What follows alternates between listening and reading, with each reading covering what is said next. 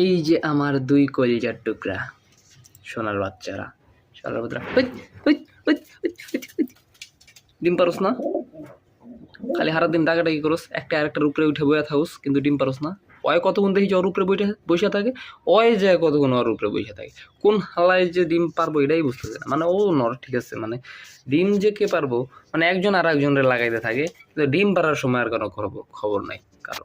হালায় বইয়া রয়েছে আজকে প্রায় 1 সপ্তাহ ধরে, এমনি করে সুন্দর করে বইয়া রয়েছে, ওর ডিম পাড়ার কোনো নামই নাই।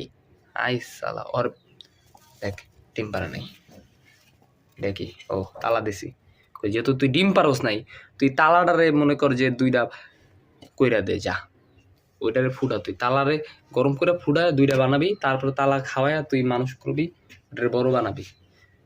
তালা বেচ্চা তোরে তা আমি খাওয়াম শালার পুতেরা, খাওয়াইতে হইব না তো করে, আমার কাছে টেকা আছে, আমি বেকার মানুষ, ঘরের থেকে টাকা পয়সা দেয় না।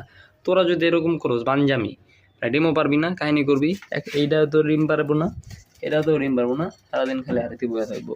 আর এই হালায় তো পারবোই না, কারণ ওর তো মাদি নেই লগে। পাপায় কি করুম,